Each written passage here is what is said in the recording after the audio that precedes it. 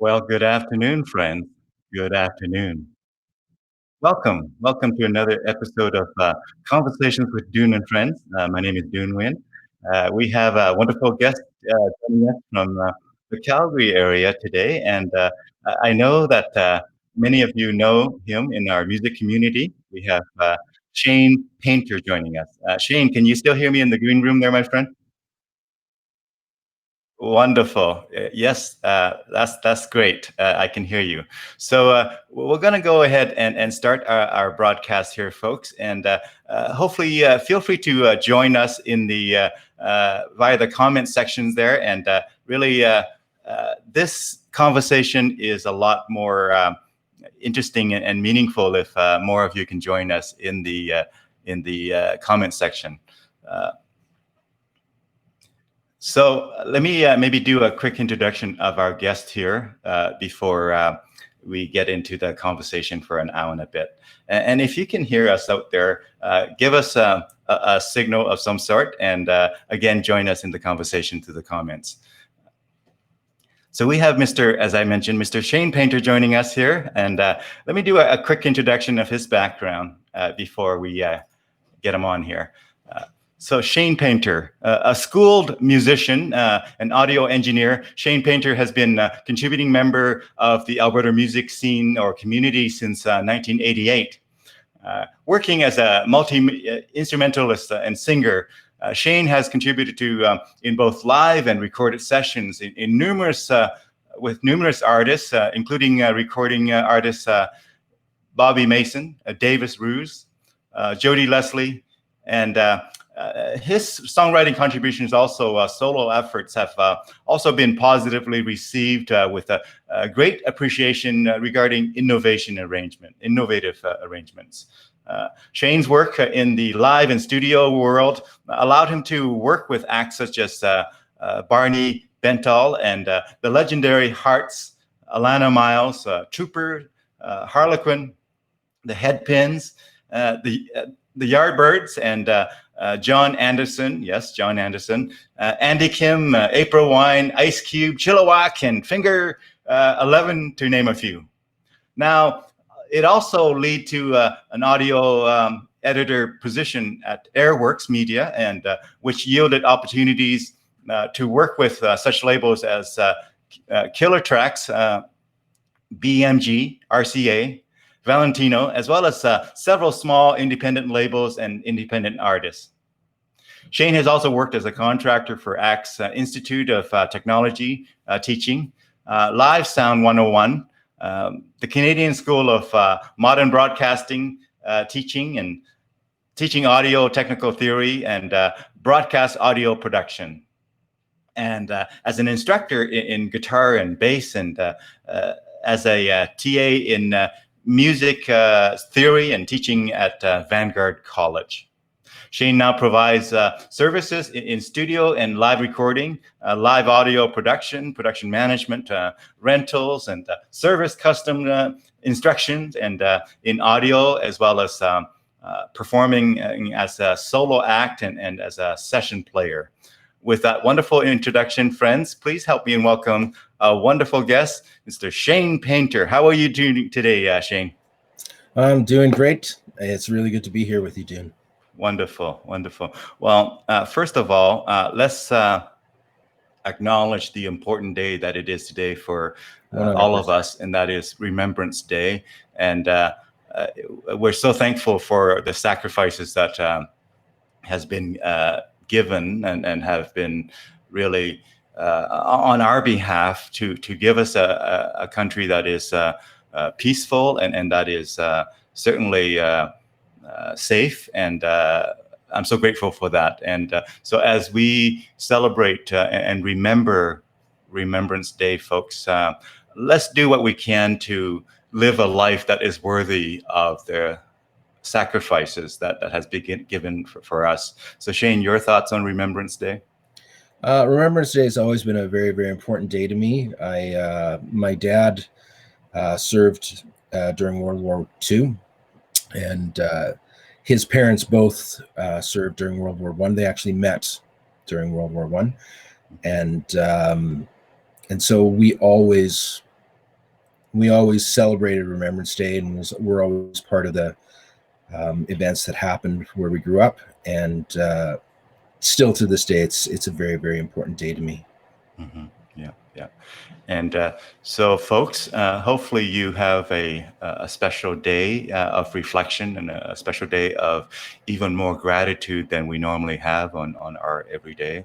And as we are grateful for the relatively, again, safe and peaceful lives that we live these days, Shane and I are going to be talking about really the wonderful aspects of life, which is music, and which is really coming together in music, coming together in really just enjoying the journey that music has to offer in all of us. And with COVID being what it has been, certainly has impacted the works of Shane and others in the industry, and we are, our heart goes out to you, Shane, and to all Thank those affected by it. But we will overcome this. We will make it through this, and music is not going to go away anytime soon. No. And however we factor in this new reality, music will come back in a way that makes sense. So we're going to be talking about that as well. And so thank you for joining us for the hour and a bit here, Shane. My pleasure. Yeah, yeah. So I see that Mr. Don Marcotte has already chimed in here. He says, listening in. And that's awesome. Yeah, of course, Rosemary Painter also listening in there. I believe that's somebody you know, right? That's my sister, yeah. Yeah, cool. And so tell us, my friend, maybe going way back, were you born and raised in Alberta, or were you? Yeah, I was born in Crow's Nest Pass, down in southern Alberta. I grew up there in the community of Frank, where the Frank Slide is, and lived there for 18 years. Then came up to Edmonton to go to school for 4 years and stayed there for the longest time. And then finally just moved to Calgary, and just more than anything, so I could be with my wife and live a normal life with her. Yeah, you bet. Well, we have vision of what our life would be, and then we meet our significant others, and then we go on sometimes a different journey. And I'm glad that she is, from what I can see, very supportive of your music career, and very definitely, yeah. You guys have a bit of a special story of how you met and things like that. A bit of a we'll get into that as well during the conversation here. Okay. But, tell us a bit about, we're going to start from today, COVID. Okay. How is your week play out these days during the COVID time? Well, up until this week, actually, I was, there was no work for me. So I just was like, I need to find something to do. I need to find work. I don't want to live off of CERB. I want to actually contribute to the society, not just take money. And so I did a bunch of hunting around. I finally got hired doing for a window cleaning company. Years ago, many years ago, I had some handshake contracts with a fellow who had done a bunch of work for, and he was indicating that we were going to be very, very busy that summer to make sure that I was available. So I didn't take anything extra, and unfortunately he moved. So we got 4 shows out of that thing, and I couldn't survive on that. So a friend of mine, Roland Vidocq, Jodie Leslie's husband, he is a great drummer, but he also owns a window cleaning company in Edmonton. And he said, well, you used to do high rigging for events and concerts and stuff like that. If you want to come, I can show you how to do the windows, and we could do it. And I went, I would love to do that. And so we did all this high-rise window cleaning stuff in Edmonton, and I loved it. It was awesome. It was so much fun. It was totally different than any of the music things I had done, and it was outside, and it was very enjoyable. It was so enjoyable. I did it that summer to survive, but it was so enjoyable. I did it for another 5 or 6 years after, just on the side, because it was a very enjoyable job. And so I did have window cleaning experience, but up until basically the winter hit, I was doing window cleaning on commercial and residential stuff in and around Calgary. Mm-hmm. Yeah, yeah. Well, thank you for sharing that. And it's these are unprecedented time, as they say, and we, all of us, are kind of adjusting as necessary. And I think the most important thing that we have to see in ourselves is that we are much more than our chosen career. We are much Totally. more. We are much more than our job. We are much more than whatever. We at the core are valuable as human beings that have all kinds of backgrounds and skills and aspirations. And so as we sort of adapt to embrace the new reality in the best way possible, sort of new things are happening. So tell us a little bit more about where you're heading what you see in the next maybe let's say 6 months. How's the next 6 months playing out, if it can play out the way you like it to play out? Well, honestly, I have no idea. I do have 3 strategic working relationships right now. Mm-hmm. The first is with Grace Notes Music Academy in Calgary, Mm-hmm. and I've been working as an instructor for them. Mm-hmm. And so that means working with private instruction for students. And so I've been doing that. I also have a relationship with a local music store in the city called A Pret Guitars and Strings, and they're just a small little music store on 16th Ave, but they have amazing customer service, and they're a great company to work with. And so I try and put business towards them, and they reciprocate that by trying to present me as an instructor as well. Yeah. My third strategic relationship is with the House of Music in Sylvan Lake. Mm-hmm. And it's a multi-faceted business in that it does music lessons. Mm-hmm. It does like group lessons, like for like band type stuff. It provides rehearsal space. It sells stuff, but they also have studio facilities there, and they also try and promote the studio and the recording aspect of it. And I actually am their primary and audio engineer for that. So fortunately, in the last couple of weeks, there's been some work doing that. So I've been actually driving up to Sylvan Lake and doing recording. And actually, before we got talking, I was actually working on one client's stuff. And after it's done, I'll finish that and I'll start on another one. Yeah, yeah. But yeah, so I ideally what I'd like to see is more, what's the best word to describe it? More business come in through both the student aspect of it, but especially studio production. I really miss the studio production, and I love doing it, and I value that work greatly. Yeah.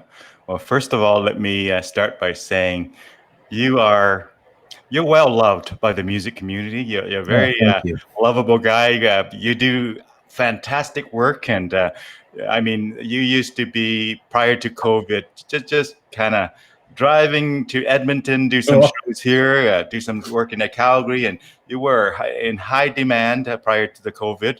But of course, the nature of live entertainment is that when COVID hit, it really impacted you and folks like you very hard. And I'm so impressed with obviously the ability to accept it and the ability to evolve slowly. But I'm sure as COVID basically is being perceived as, when it first hit, we thought maybe a few weeks and then we'll kind of be over it and whatnot.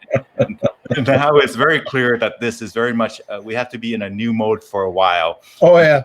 Yeah. So I was originally hoping, there might be some Christmas parties and stuff like that. And I was actually, prior to the announcement of this new surge, I was actually prepping to try and actually present that, like some jazz music for Christmas parties. And well, that's not going to happen now.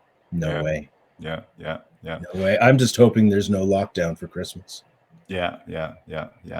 But, also, so as we sort of acknowledge and accept it for what it is, I think there's going to be more, in my opinion, there's going to be more work being made available, because I think for a time we were in the holding pattern a little bit. We can't be in the holding pattern. We can't hold our breath for that long. And so the acceptance of, we're going to need to get into whether it's virtual, whether it's blended, whether it's some new innovative way of, because the need for live events hasn't gone away. The question is, how do we deliver it in a safe and effective way, right? Yeah, well, I think as much as technology has come along, I think a lot of people are like, it was a great idea to start off with, but I think a lot of people are really growing weary of virtual stuff. I know there's a huge, just among people I've talked to, there's a huge desire to actually just socially interact, even in small things. Like, it still amazes me how many people will go to the mall right now. Yeah. And like, I'll drive past Chinook Mall and it'll be packed. Like, the parking lot is packed. And again, like, as long as they're being safe, I don't have a problem with that. But in my mindset, it's like, well, at least that business is surviving and doing well. I would love for ours to come back, though. Yeah. Well, the events industry is trying its best to bring back in some form and fashion. And I'm sure you might have seen posts from some of our events organizers. I know some events folks are actually holding live in-person events, but they would have this huge place and very limited number of people, and again, socially distanced and all that kind of stuff, and then also have it broadcast to a second or third location as well. So they're working through some different ways of doing that. Now, when it comes to live music, it's a bit more challenged yet than live, let's say, speaking events or live conferences. Definitely. Music really relies that in the room energy, right? Yeah. Oh, totally. And I think it's actually awesome. One of the things that I've noticed how much forward Edmonton has been in regards to doing that in small venues, like in small bars or pubs or whatever, and they're working to try and still promote live music in that aspect. Large concerts are still not going to be able to happen for a while, but I'm really, really thankful that we at least have it in smaller venues.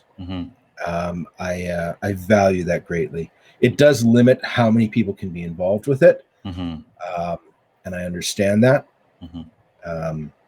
But I'm thankful that those people are getting to do it, and I'm thankful that there are people who are willing to go out and support that. And I'm a huge fan of when people are actually able to do that. Yeah. Let's go back in time a little bit, just to again talk about, because again, this career that you have is not going to go away. We just have a very big bump in the road, a huge bump in the road. But let's talk about this craft that you develop over decades, and because that's quite honorable what you've been able to achieve, and that the craft that you hone. So let's look at that as well. I'm going to just bring it in here and just again share some photos that allow us to kind of reflect and sort of understand what is all involved here. So here you are. You did a lot of casino shows at one time as well, right? Yeah, that's actually at Century Casino in Edmonton. Yeah, I can't remember who the band was that night, but that would have been definitely a show at the casino for sure. Yeah, and I can vouch for you firsthand that your sound work is just fantastic, because I've had the pleasure of, as the band that I play in, once in a while we're able to get you to do sound for us, and whether it's at the Century Casino, whether it's at other venues where 10-course meals are involved or whatever have you, we always enjoy the sound work that you do. No fuss, no muss, very professional, awesome. Yeah, I love working with you guys. It's always fun. So obviously, by judging by the smile on your face there, you love what you do. Oh yeah, totally. Yeah, I definitely do. Tell us a bit about how you got into sound engineering. Did you start with that, or did you start with guitar playing and singing? I know you're quite a musician as well. So which one came first? Well, as the music was first, I got into it by accident.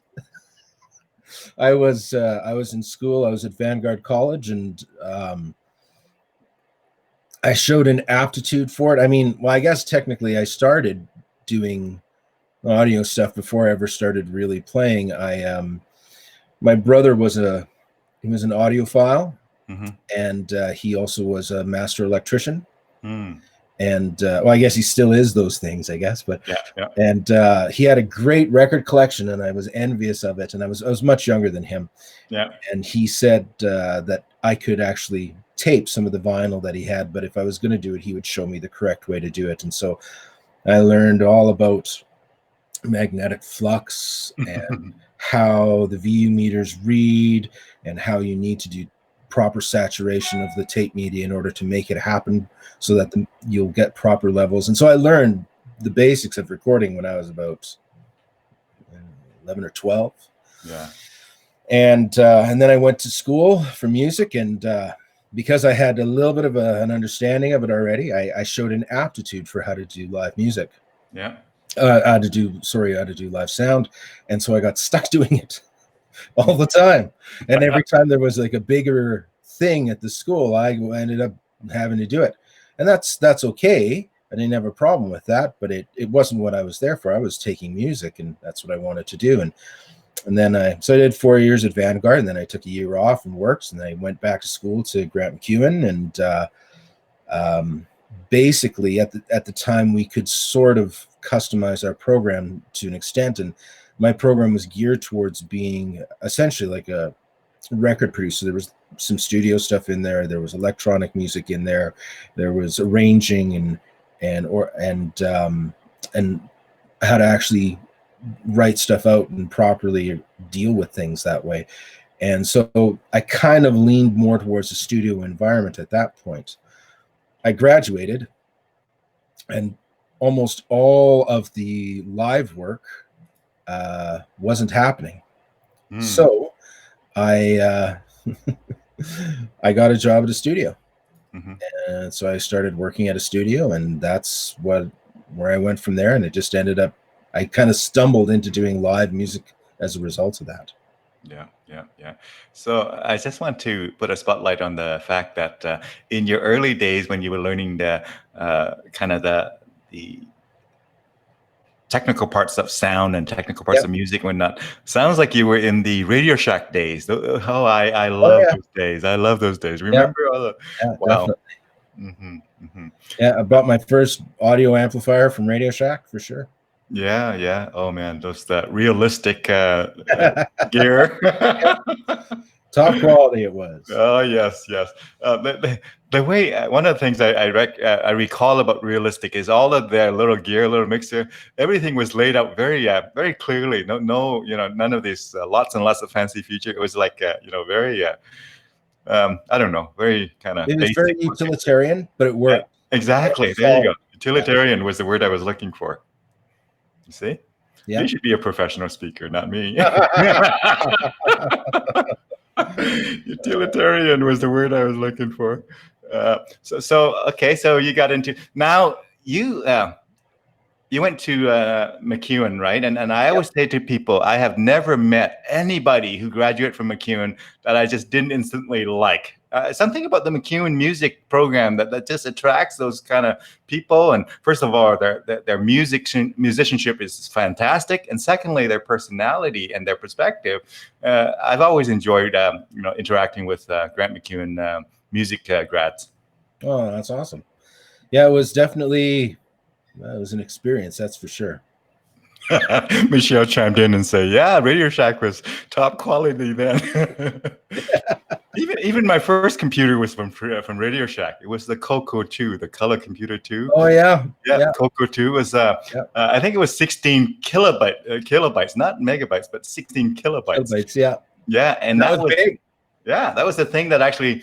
So I learned computer programming, and a few years later, about 3 years later, I was paid to program software after buying that first computer there from Radio Shack. So tell me a little bit more about music. You played a lot of different instruments, but you know, certainly is bass one of your favorite instruments, or? I think so. Yeah, bass is still my primary instrument, although I haven't really played it a lot in this last little while. I did manage to have one gig at a wedding in September, and but yeah, it was upright bass, and so we played mostly a bunch of jazz music for the people, but that is still probably there's a deep appreciation and love for that instrument for me, and I do play several other ones, but that is definitely my favorite, I think.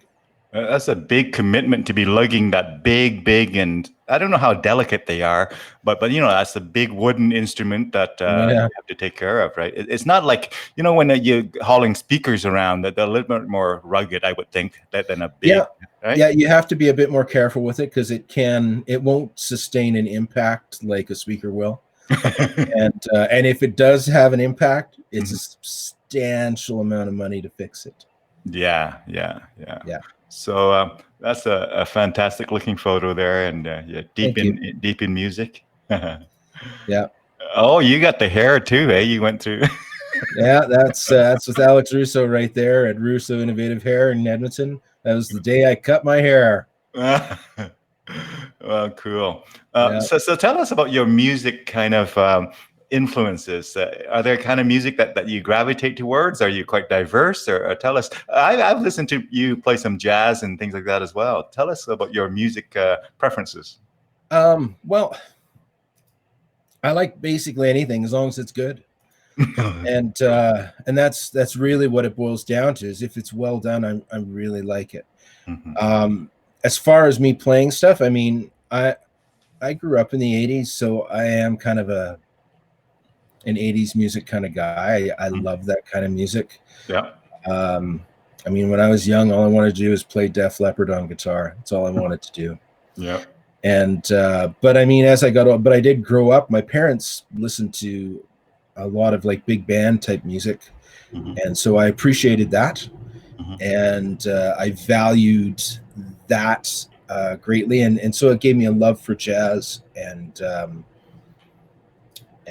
so there's a lot of different stuff. I mean, I played with a country artist for several years. I've worked on pop stuff, I've worked on funk stuff, I've worked on jazz, I've worked on reggae. Love playing reggae. Reggae is awesome. And a variety of different things. It's there's so much that it's like I really can't narrow it down to one particular genre that it's like, yeah, I love that.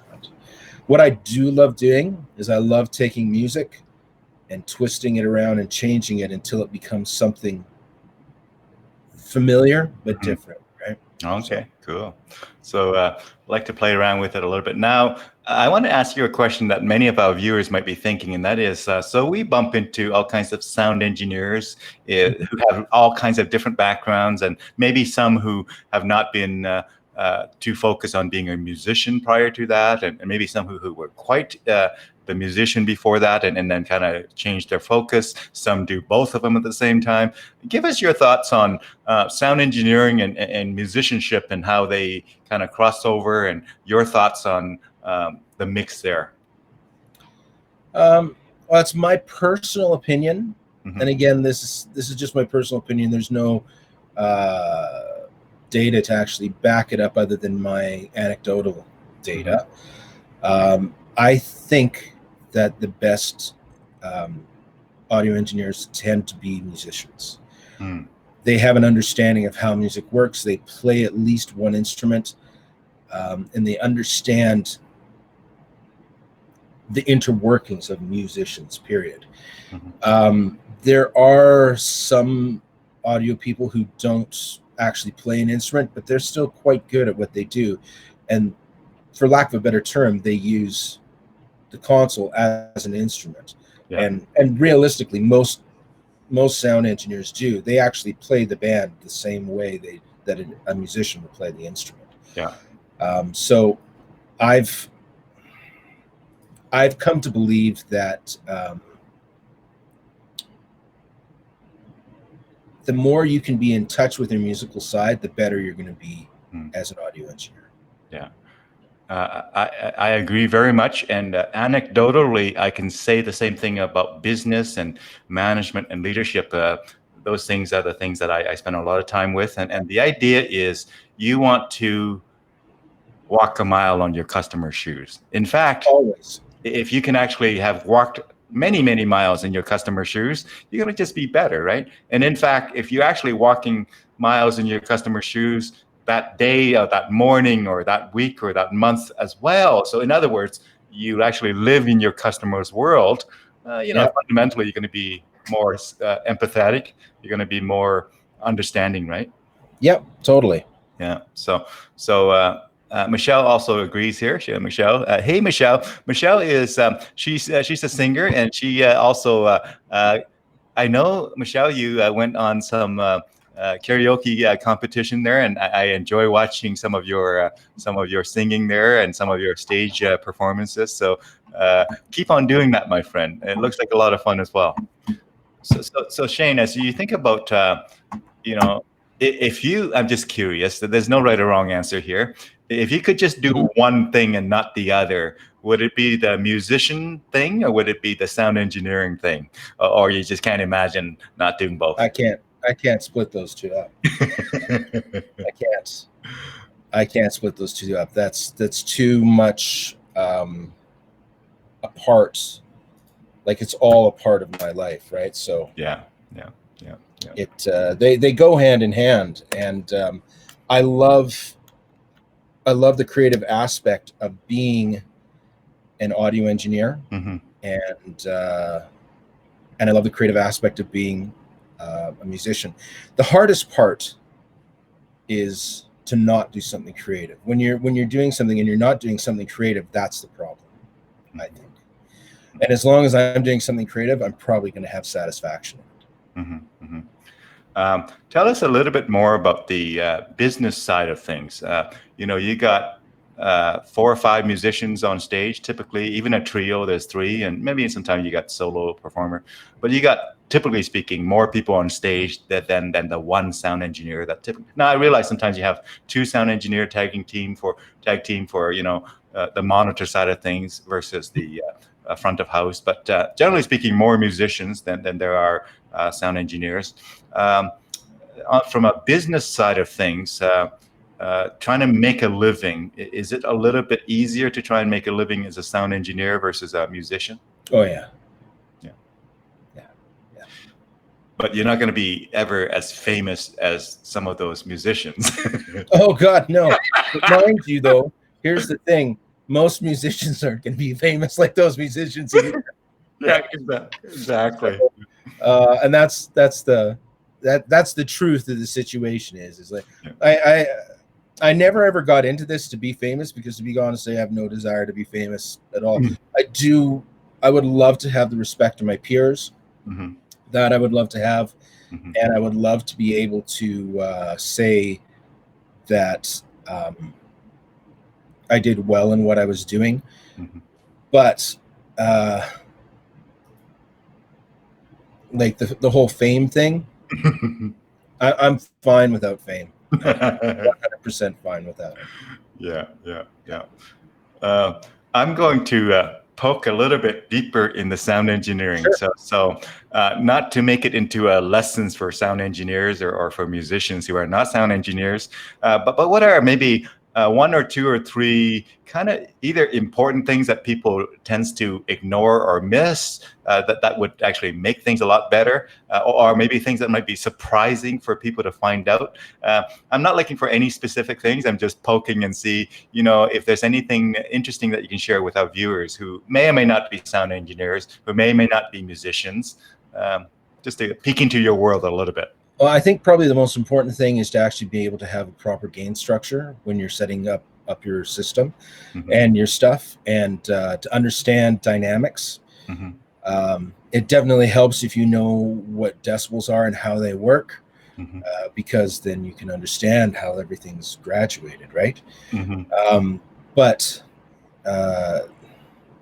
probably the biggest thing that I struggle with is when I have people who don't understand gain structure, or one of the worst ones, I'll be honest, one of the worst ones is guitar players, man. It's funny because you would think they would know gain structure, but the problem is there's some other things at play. It's just not just knowledge, right? Oh, no. I mean, and gain structures, like after a while, you're like, whatever. Yeah. Can I just please put the mic in front of your thing? And they're like, well, yeah. But one of the biggest things that I have is like so many guitar players, they'll have their amp pointed right at their knees. And I don't know about you, but I hear with these, not with my knees. And they go, well, it's got to be there. And it's like, yeah, but that's not the sound that's actually going out to the front. Mm-hmm. It's the sound down by your knees that's going out to the front, not the one you're hearing by your head. Yeah. And but it is what it is. I mean, the other one that's the worst is when somebody, like, let's pretend this is a microphone, and somebody, instead of holding the mic to sing it like this, grabs the mic like that, like that, right? Like, yes. There you go. Yes. So that you can't even see it, and then they'll sing into it. Like, it's like, yeah, that doesn't work. Yeah. And so, folks, interestingly enough, some singers, some relatively famous singers, actually model that behavior, and so it's actually out there, right? Yeah, and so that's the problem. Yeah, those of us who know it. Just a very brief explanation for folks who care to know. The microphone was designed just like anything out there, designed a certain way for a certain purpose to try and manage problems. And when you do that, we actually defeat the design, basically kill it, so that it's no longer able to do what it was intended to do. And of course, we create all kinds of problems for the sound engineer. And as they are stressed to try and manage that, they can't serve you the best that they can when you basically kind of disable the most important instrument for a singer, which is a microphone. Yeah, exactly. Yeah, so cool. Yeah, that's probably, I remember, for example, when Billie Eilish came out, mm-hmm. and I heard her, the very first thing that went through my mind was, no.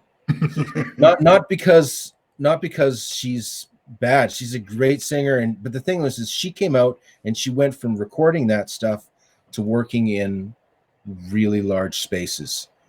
And you can sing super quiet and whispery when you have no stage volume, right? Everything's all virtual, right? Yeah. But when you're in a bar on a little tiny stage and all you got is a stage wedge and you're trying to whisper into the microphone, mm-hmm. you're not going to hear it. Mm-hmm. And no matter what magic the sound guy tries to do, mm-hmm. you're not going to hear it mm-hmm. until they turn it up, and then the whole stage volume is going to come up. And then eventually you're just going to get feedback. And so when I first saw Billie Eilish do her thing, I was just like, oh no, there's going to be like 100 girls who want to sing like this, and it's going to be hell for me. But and that's the problem, is that it's like what can happen on a large stage mm-hmm. sometimes can happen in a small venue, but more often than not, it can't. Yeah. So in other words, we have to make the best of the current situation or current venue, and not try to bring in, what might have been CD quality, taken 45 cuts before it even made into the CD, try and make that into the stage, and all of a sudden be disappointed about the shortcomings of that. But rather say, well, we're on a live stage. What are the strengths of that live stage? And really accentuate those rather than revealing the weaknesses, if you will. Yeah, exactly. And trying to work with the natural acoustics that are there. Like, I can't remember what restaurant it was where we were working, where there was the domed ceiling and all the sound right where the singer is going up, and then reflects right back down like a parabola and focuses the sound. It's like, this is awful. I can't make this not feedback. No, I remember trying to help you by saying to the singers who fly in from other country, US or other country, I tell them, could you stand a little bit over to your left to just manage the sound? And they look at me a little strange because they want to stand in the center of the stage, right? Of course, yeah. But that's where the problem spot was. That's what the problem is. Like, I can't change that. The only way to change that was a sledgehammer, right? And patch out the ceiling. And that's not going to happen. Yeah. So sound engineering, is there one thing that that you think in terms of if there's one thing that all the musicians, that everybody out there, beyond the gain structure, is there something really simple that you can get them to do to help you as a sound engineer to serve them better, to help you help them? What could musicians do while they're on stage that would help you immensely? While they're on stage? Yeah. When you were talking, I was sitting there, and my first thought came is like, show up on time for the sound check. Yeah, show up on time. Show up for the sound check. Yeah. The sound check is for the musicians. It's not for the sound man. Mm-hmm. It's for the musicians. Mm-hmm. But I think probably the biggest thing is, like, if you have levels set, mm-hmm. don't change them when you're doing stuff. I remember doing this one show with a friend of mine, and he had an amp, and during the show, he was randomly moving the microphone on his amp and I'm like, why does the sound keep changing? And I finally saw what was going on, and I'm like, oh my gosh, what are you doing? And the thing is, like, he knows better. He's a seasoned player, but he was just trying to do some experimentation. I'm thinking, now is not the time. Experiment at home, not during the show. Yeah. So it's like, don't change stuff during the show is probably the biggest thing. There you go. So give the sound engineer a stable base to work from, and trust that they'll do their job to make you sound the best that you can be. And don't surprise them too much. Yeah, and I understand. I've worked as a performer as well, and you walk into a situation, and you don't know the guys who are doing sound, you don't know the stage crew, you don't know anybody, and here you are having to trust them, trust them that they're going to convey what you're trying to present. That's a big risk. And I mean, one of the things that we do as the technicians is we try to assure the performers that we are competent and we do know what we're doing, and we'll take care of you. Sometimes that doesn't matter to them, but sometimes it does. But I do understand, though. It's like you're walking into a situation blind. I mean, if you don't have your own technicians and your own crew, you're trusting the house guy. Yeah. And hopefully he knows what he's doing. Hopefully he's sober. Yeah. Right. Yeah. Hopefully he's not going to leave after the first 30 minutes. All those things, right? Like, and the reason why I say that is because we've all experienced stuff like that, where it's like, where's the sound guy? Oh, he went home. He's only paid to be here for the first set. What? What the heck? What the heck? Let's switch gear a little bit. I have a photo here that I'm going to bring in, and I have a feeling you know this person. Oh, that's my wife. Right there, yeah. Of course. Tell us about how you met, and tell us a bit of a story, my friend. I was in grade 11, and I was walking from the band room in high school, which was on the east side of the building, down towards the front. And up right at the front, there's a set of stairs that comes up, and then there's a window right on the east side of the building there. And she was there, brand new, grade 9 student. And I saw her, and I remember thinking, oh my God, that's the most beautiful girl in the world. And I couldn't speak to her. I couldn't speak to her for the whole time we were in high school together. I was so nervous around her. Every time I saw her, she just, I was something about her. And as time went on, we never really thought about each other after that. And she still was in my mind the most beautiful woman in the world. But we just lived our lives, and then we were friends on Facebook, and occasionally, maybe about once a year, we'd have a little chat, and it was always about stuff back home. And then one day I had a particularly not great day, and I usually don't post my personal stuff on Facebook. It's mostly work stuff. And but I just was like, something along the lines, I really wish this day was just done. And she messaged me and says, what's the matter? And I said, oh, it's nothing really. And she says, no, that's not like you. And so we talked, and we just kept talking, and we kept talking, and we kept talking, and we went on a few dates. And then it was like, wow, I really, really, really like her. And I knew within a month that I would marry her. And it's been the best decision I've ever made in my life, ever.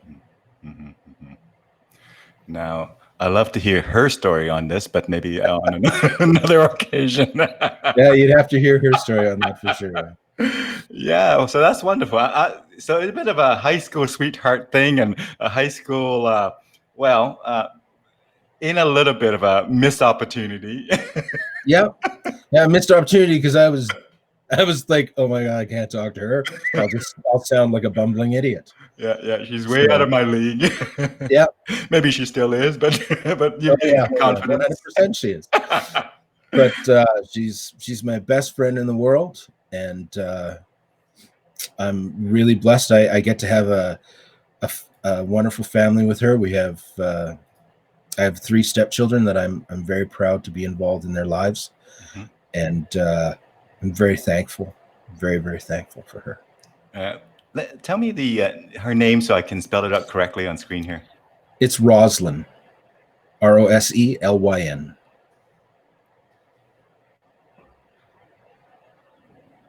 Let me know if I got that correct. That's correct. Yep. Cool. Well, congratulations, and I'm happy to hear always these great stories. And Michelle chimed in again. She said, Yeah. "Beautiful story. Your memory is sweet." And I must underscore that you had some pretty impressive details about that grade 11 there. And by the way, grade 11 and grade 9, you were old, my friend. You were old. Oh yeah. Like 2 years. Oh, 2 years older. Yeah. It was awesome. I will say this: we had an awesome wedding. We had the best wedding I've ever been to in my life, and I've been at a lot professionally. Yeah. Let me guess, there were some musicians there. Oh yeah, it was so great. The band did a gift for us. Mm-hmm. They played "In the Still of the Night" by Whitesnake. Oh my goodness! They were awesome. They were awesome. I think I have it somewhere on my Facebook page, but I don't even know where. Yeah. With the video footage of it, but they were just unbelievable. But we had it on the ski hill and overlooking the town, and it was stunning, absolutely stunning.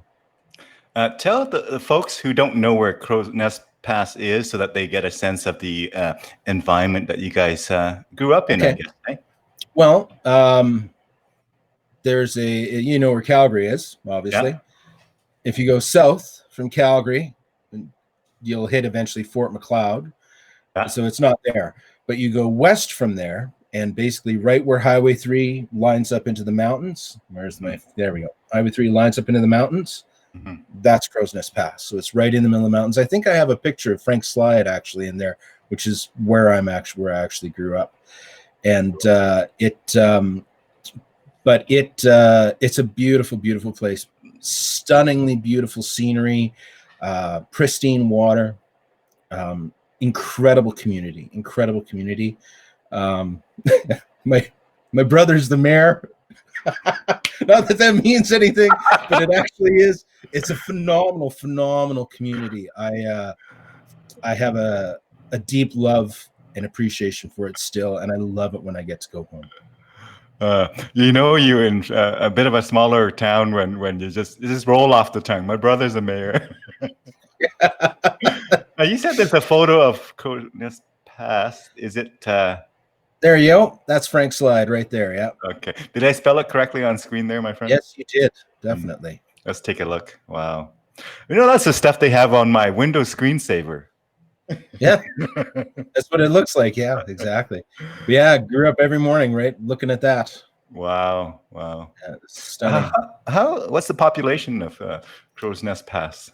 I think it's right around 3,000 or 4,000 right now, if my memory is right. Oh wow, cool.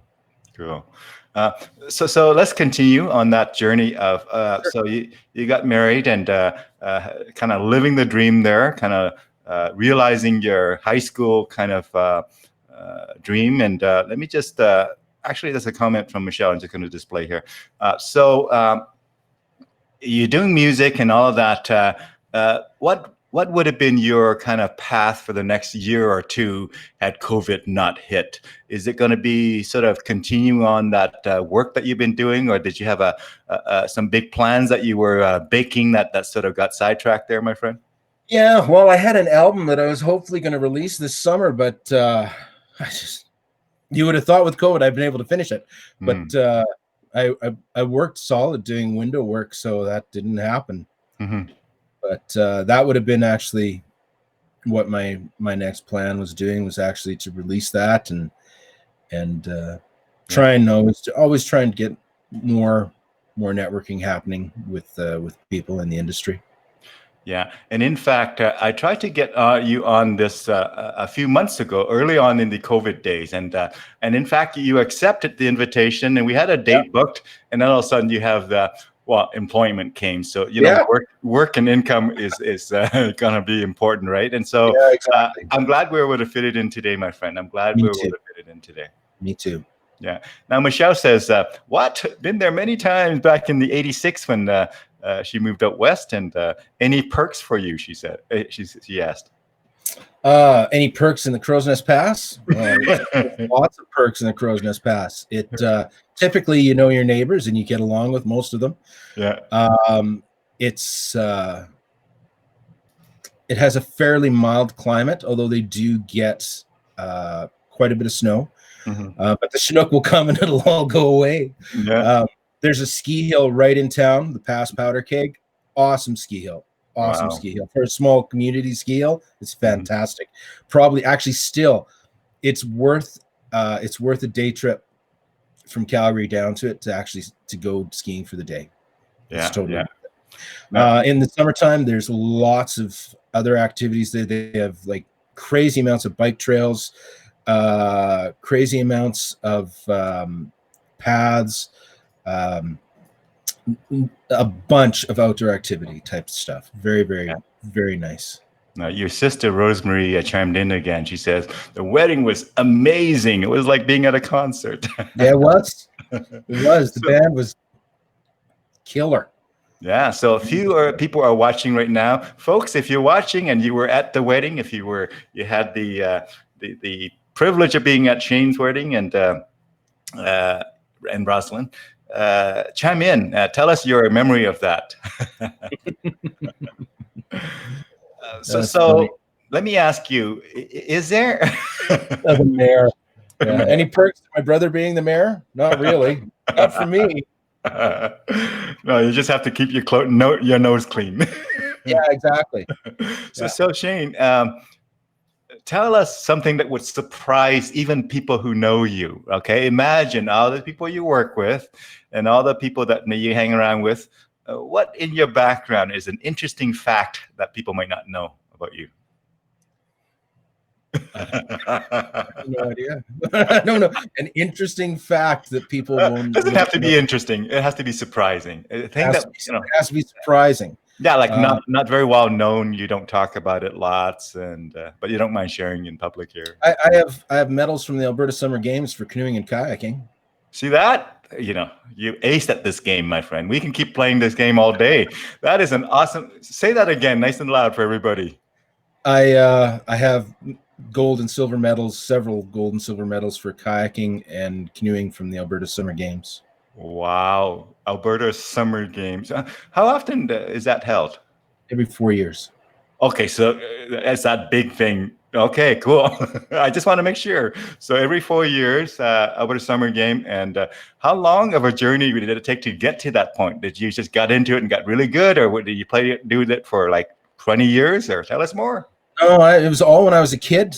And realistically, I think it was just, I loved doing it, and that was probably the thing that actually pushed me forward. I did really well when I was in juniors, and then as soon as I became an adult, the competition was way more intense. Yeah. So, and I didn't have time to practice or anything. Although one of the things that was super cool was many years ago, a band I played with. For my birthday, they pooled all their money and they bought me a kayak. Nice. Yeah. It was a stunt. I was floored. I actually couldn't believe it. They were great friends, and I still have it and I still use it. Yeah. Now, as somebody who's into again personal development and continuous learning, I want to ask you the question of in your experience with that, kayaking and at that level and win competition at the Alberta Summer Games. was there one lesson that you learned from that journey? Being at a young age, you've been through all of that. Do you remember sort of something that hits you as saying, "Oh, that's a good lesson from that journey"?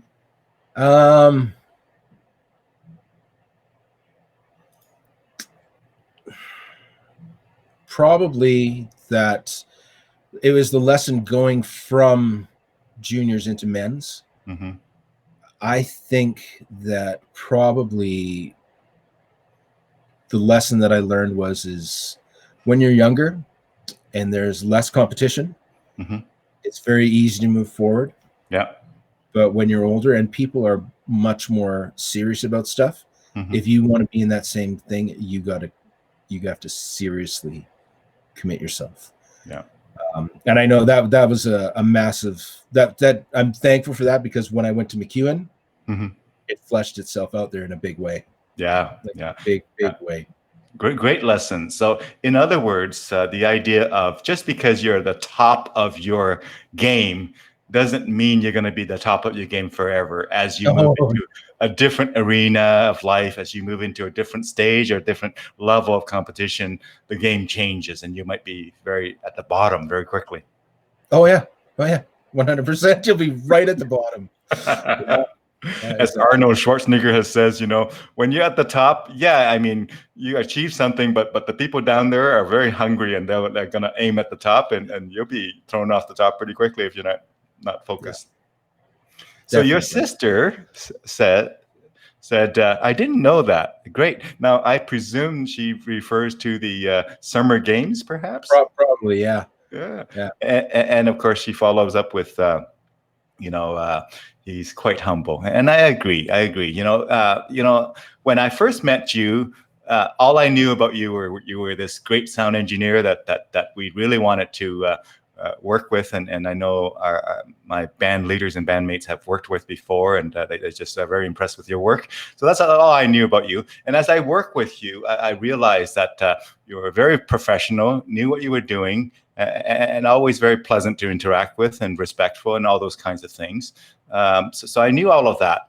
But then I after we connected on Facebook, my friend, I realized what a musician you are too. And that came after, because when you were serving us as the sound engineer, you were such a professional at that for whatever reason, I just didn't think about the musicianship side of things. But then when we connected on Facebook, I realized, with this bass playing and singing and guitar and everything. So that's awesome, my friend. You have both of them kind of going. Which one do you spend more of your time on a typical day or week or month or year before COVID? I'd probably spend more time in audio production, just because that would be more of the work. Mm-hmm. But I love teaching music, and I have a handful of students now, and I value my time with them greatly. Mm-hmm. I do love teaching music, but I love teaching audio production. I love teaching audio production. And when I was at Canadian School of Modern Broadcasting, that was probably one of the most enjoyable aspects about that, was being able to help people understand stuff. I mean, especially because, let's be honest, most broadcast people are not in it to be the tech. They're there to be an on-air personality. That's why they're there. Yeah. And so my job was to try and help make something that was considered, I don't want to even touch this stuff, to be actually something enjoyable. And so that's what I did. I tried to do that. And there's when in the class where they learned about decibels, we actually had them doing algebraic functions in their head to actually calculate decibels. But they had to be shown how to do that, obviously. But once they learned it, they were like, I didn't realize that math could even be like this. And it's like, yeah. Who knew that music and sound would correlate to math? Yeah. Quick idea for you, my friend. You might already be thinking this way, but I would encourage you to consider the idea, if you haven't already, with the new COVID reality that we're facing, and it's not going to go away anytime soon and just completely, suddenly disappear from our reality. This whole teaching might have a lot of legs in terms of the again, teaching maybe the future generations of sound engineers, maybe teaching people who are not sound engineers but do interface or interact with sound engineers, whether it's broadcasting personalities, whether it's musician, whatever, maybe have a different course or a course curriculum for them to kind of say how to best work with sound engineer, how to get the most out of the sound engineer, how to help sound engineers help you, kind of a course It's interesting you mention that, because actually one of the ones that I've been thinking about, and I've been thinking about it ever since I started working on more corporate work, is if there's a way to actually communicate with the people who are doing the presentations so that they understand things like, for example, PowerPoint. Yeah. It's PowerPoint, right? How hard is PowerPoint? Well, when you're like 300 feet away from the screen and you have an entire spreadsheet of information where it's this big, PowerPoint's useless. Nobody can read it. But it's communicating things like, 3 to 5 points on a slide, then change the slide. But stuff like that, things like if you have a wireless mic on, don't cover it up. It's just simple things like things that you think but probably you don't. And if you were to stop and think about it, you would go, well, yeah, I guess that makes sense. But it has been going through my mind, and I've been trying to figure out a way to present that. And actually, I was trying to come up with an idea for that right in about March of last year, and then this all hit, and I went, well, there's going to be no events for a while, so there's no point in presenting that. But maybe there is now. There might be an advantage to doing that at this point. There's a huge, so as you know, I plug into the speakers community, right? And the whole speakers community is just grappling with how to evolve for this new reality. And so there's a lot of learning by a lot of speakers everywhere, speakers, trainers, anybody who do events, live events and things like that. And so the idea is that whole group is going through a huge transformation, and perhaps somebody like you could be part of that kind of journey with them as well, with us as well. So that's one side of it. But again, I always also want to highlight the other side, and that is there might be some aspiring sound engineer, or maybe some sound engineer who want to upgrade their skills and things like that. Sure, during COVID time, of course, they can't really maybe exercise some of the stuff that they're learning right into shows and things like that. But maybe for those who wanted to almost like upgrading their skills during the downtime, maybe you can be part of that solution. Well, it is definitely possible. It's definitely workable. I mean, one of the best things you can do like right now, this is probably one of the easiest times to be an audio engineer, and the hardest, because the technology aspect of it is so strong that you have to have a strong foundation in how to work with it. Because if you only have a cursory understanding, if something fails, you're done, and the event fails. But if you have an understanding of it, how it works, then you can actually make it happen. But one of the biggest things is that, like, for example, now on almost every console, you got an FFT graph happening there that will actually tell you all your frequencies and where they're at. I mean, years ago, this is all we had for these years. And I still think one of the best things that you can do is understand frequencies and understand frequency relationships. Definitely it helps to be able to pinpoint, that's 1 kilohertz that's feeding back, or that's like 6.3 kilohertz that's I'm causing a ring there with, or but I mean, one of the other things is to be able to understand, like, I can't hear that vocal well. I can't hear that vocal well, no matter what I do. And instead of just going, I'll just turn it up, because when I turn it up, it's just too loud. Maybe what we need to do is take some of the 250 hertz that's in there that's causing it to be muddy out. Or maybe we need to enhance like right around like 6.3 kilohertz to actually make it a bit more clear, make it just kind of stand up. Or maybe you have somebody who, when they talk, just always sounds a little bit aggressive. So let's notch out a bit of 3.15K just to get rid of that angry sound.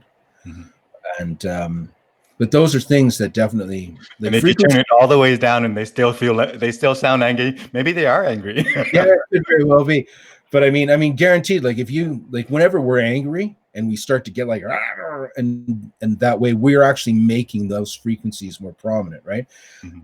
Most mid-tones on a guitar amplifier, the aggressive tones are notched at around 3.15 kilohertz, because that is, for lack of a better term, that's the sound of aggression. And more of it's going to give you that, less of it's going to make it sound a bit less intense. Sweeter sound. Yeah. Wonderful. Well, thank you for sharing some of the tips of the trade there. And again, I always, in all of my teaching, I teach 68 different courses in 4 universities, part-time on contract at one time, in 5 programs, project management, business analysis, contract management, leadership, and business process management. So I do a lot of teaching. I've done a lot of teaching. And the idea is, one of the things that I really want people to understand is, with great tools, let me say it this way. If you haven't watched Tim the Toolman Taylor, go ahead and watch it, because one of the things you get from it is that power tools, while can be very powerful and very useful, can be dangerous if you use it wrong. So when we have this, have you ever had a case where somebody bought some really nice, expensive equipment and it can go really loud? So that, in other words, really powerful tools, but they don't know what they're doing. So that's like giving a new driver, a Ferrari, a race car. Is that necessarily the best car for them? Maybe not, because it's very touchy, right? I'll give you another example. Some of my speaker friends, they say, well, they bought a really nice studio microphone. It's fantastic. It's proven. But then they don't know the pickup pattern, and they don't know the gain structure. And I tell them, by the way, they said, when I plug it in, it's actually worse than my built-in mic. I said, of course, because you have a highly sensitive instrument, and you plug it in, and you're not aware of the gain structure, and you're not aware of the speaker blasting at it. Of course, it's going to be worse. So it's just like a high, a really $2 million race car, Ferrari, and you give it to somebody who doesn't know anything about driving. Of course, that's going to be a bad sight, right? Going to be a bad. Well, the problem is that Ferrari, for all intensive purposes, looks like your Nissan Altima, right? When you get into it. Yeah. Except it's not. And I mean, and audio stuff is, and video stuff is even more so that way. Like, the little mic that's on my laptop is working just fine. But I mean, if I actually put in a proper microphone that will actually pick up the sound, guess what? It's going to pick up the sound. Yeah. And if you do something absent-minded, and because that's really what it is you're just not thinking about it, like saying, well, I have a mic here. So if we take this mic, this is the end that hears me, right? That end hears me. Yeah. But this is the end you plug in, but you point this end at you and that end away from you. Well, I mean, if it's not plugged in, you're not going to hear it to begin with. But I mean, when the mic's pointed away from you, you'll still get picked up, but it's going to sound awful, because you're going to get so much room tone that the room tone's going to overpower the actual voice. It's that whole signal to noise ratio that we have to manage again, right? Oh yeah, exactly. Yeah. One of the things that I say to people who don't know a lot about sound, and I'm sure you will agree with this, and this applies to all disciplines. Let's say just to keep it simple, there are 10 things that if you take care of these 10 things, your sound is awesome, right? And then on that evening, something happened where rather than 10 things being properly done, only 8 of them are actually proper. Well, you got 8 out of 10, your sound is not too bad. But if you actually go in there and you only got 2 things out of 10 things correct, and you just tweak those 2 things until it's okay. Well, then one of those things go out, you are now dead in the water, right? Oh, yeah. The idea is you got to take care of all of the different things so that you have more room to maneuver when things go sideways during the show, right? Oh, exactly. Like, I remember when digital consoles first came out, and I was super excited for them, because I would no longer have to bring this huge rack of equipment in order to do stuff, because it was all in the console. And I remember a friend of mine was actually asking about it, and he says, like, what do you do if the console fails? And I said, well, what do you do if your analog console fails? He says, well, you have to get a different one. I said, yeah, it's the same thing. But it has all the other stuff in it. It's like, it's not just one thing. I said, yeah, but if the console fails, the console still fails. Yeah. You can't be scared of the technology because it might not work. Mm-hmm. Because the old technology might not work too. Mm-hmm. So, yeah, I'm sure there was a conversation back when that says, what if your car fails? Horses are a lot more reliable. yeah, well, yeah, exactly. Yeah. I'm sure there was a time where people say, what if the internet fails? I want to do everything without the internet. Okay. Oh, I'd love to do everything without the internet. Believe me, I would love to do everything without the internet. I got a quick story. Sorry, go ahead. Go ahead. I got to tell you a quick story about the internet. So back in the early 90s, as a consultant, I would go into an organization, huge organization. They said to me, Dune, have you heard about this bad thing? I say, what was it? What is it? And they say, I think they call it the internet. You got to help us. You got to help us, like, shut it down. You got to help us prevent people, from our employees, our staff, from getting on there, because it's a waste of time. Like it's just a productivity killer. So let's put in different things to actually, kind of stop them from getting on the internet.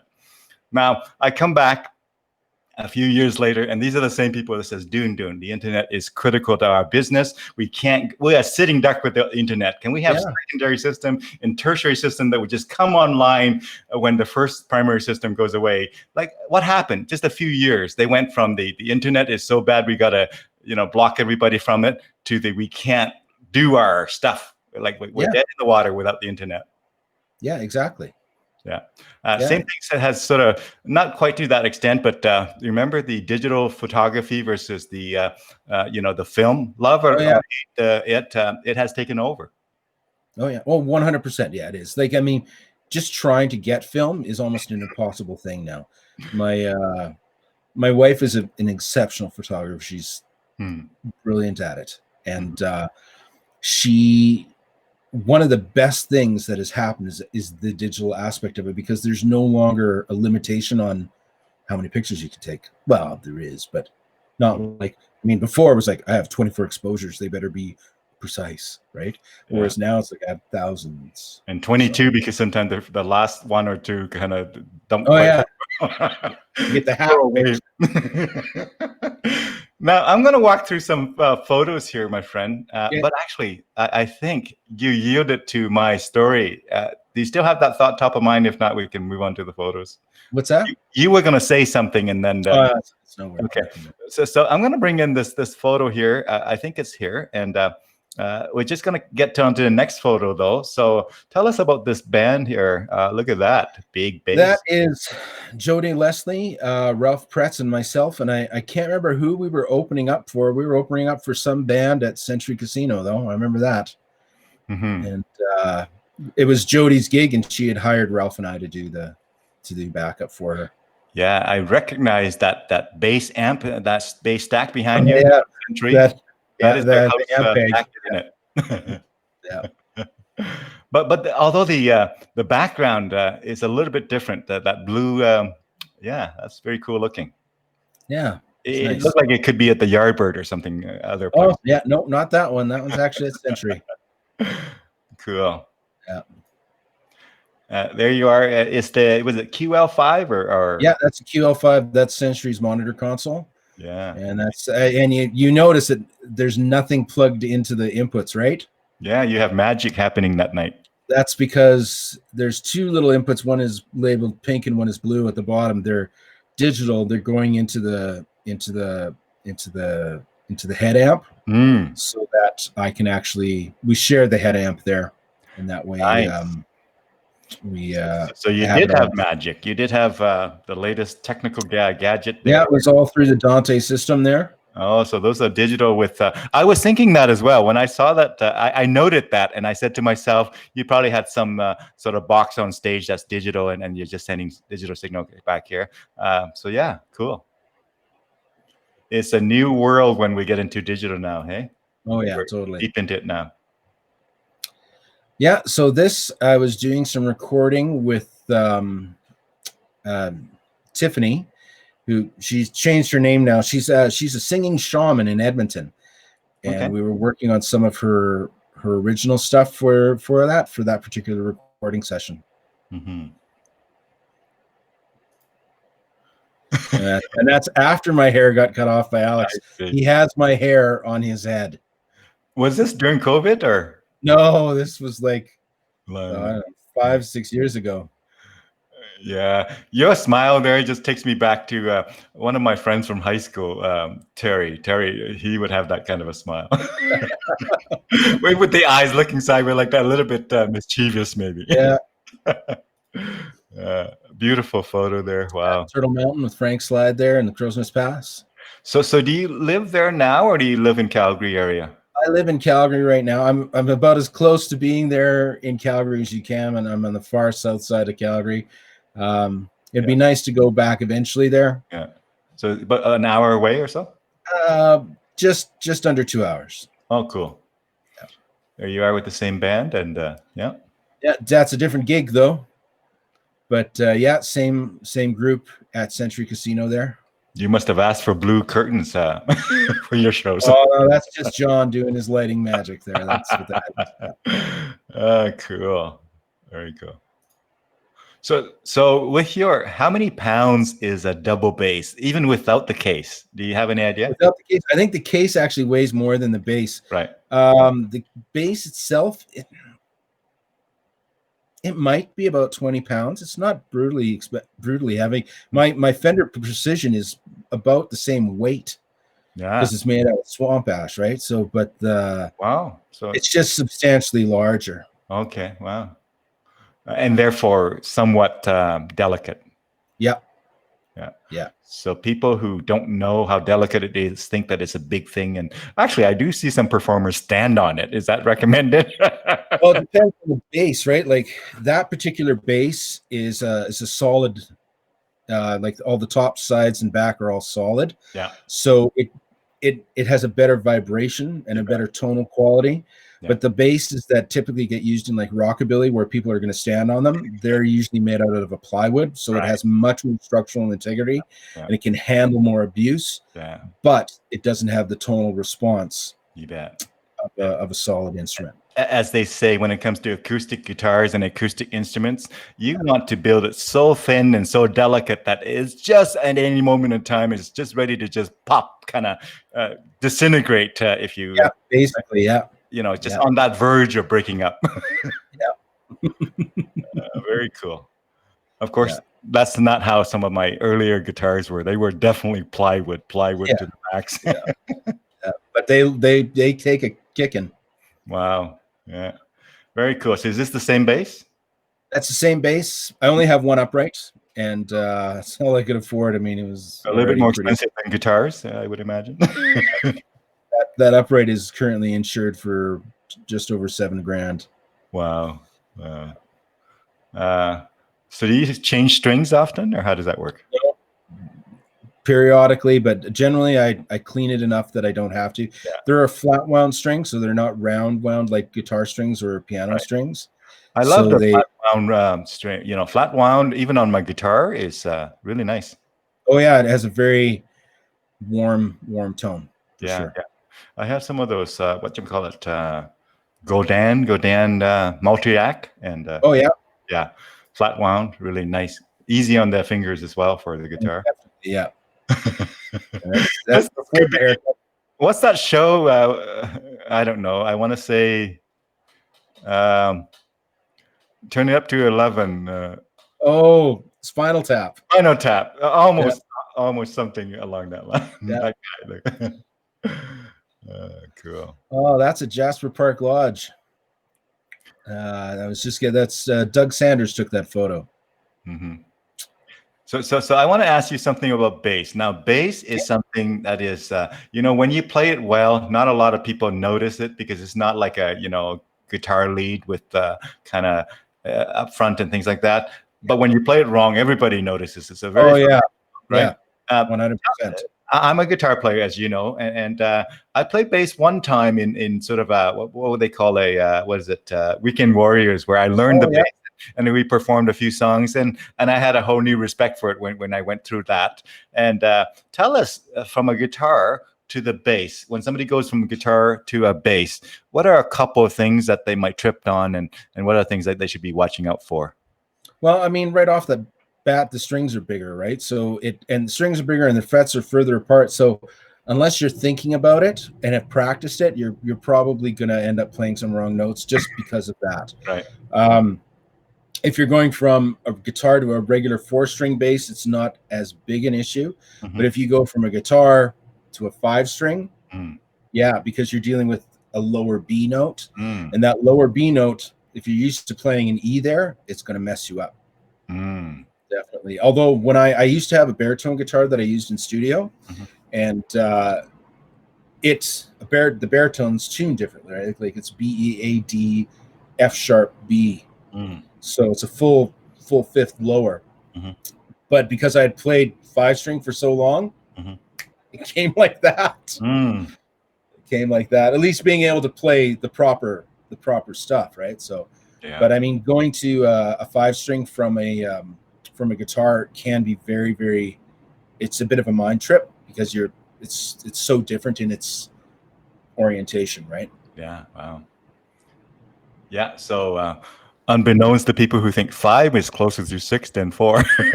Yeah, exactly. You'd think, but it's not. Well, that's Roland Vidoc in the back there, and myself. And that we were playing for the I think it was the Tournament of Hearts curling in Grand Prairie. Cool. Yeah. Cool.